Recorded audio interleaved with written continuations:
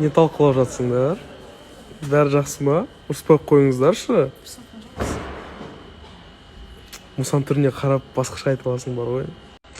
Жақсы. Ұрыспаңыздар, ең бастысы. Екеуіңіздің араңызда сыйластық болсын, жарай ма? Эфирдан шыға салысымен рекламаға кеткеннен кейін сразу жаттығу жасап жатыр. Мәссаған. Жарайсың. Қалайсың? Бәрі жақсы ма? Эфир жақсы сергіп басталды бар ғой. Маған өте ұнап тұр. Саған ше? Көңілге керемет. Көңілге керемет, жаңалықтарға толы болады. Эфир көріңіздер. Жылы кейін жүріңіздер. Деп қояды дейді. Мұса қоймайды. Әр рекламаға кеткен сайын әйтеуір бір жаттығулар істеп жатыр. Бәрі дұрыс па Мұса? Бәрі дұрыс, керемет енді. Ыңғайы келіп жатыр да осылай.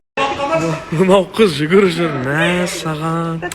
Мынау бәліштерін қараңыздаршы. Гүлді көрсетші. Ұнап тұр ма өзің, Мынаны бөлісесің ба бізбен? Жоқ. Ойбай. Не деген сараң адамсың сен? Бермек. Мен жегім келіп тұр анан. Жарайды, қалжыңдап жатырмын. Өзіңе ұнаса болды.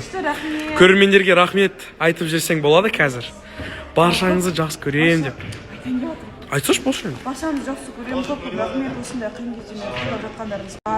Осылай бар ғой, всегда настроение шығамын. Осындай бір күшті сыйлық келіп тұрады. Так что рахмет сізге көп-көп. Люблю всех.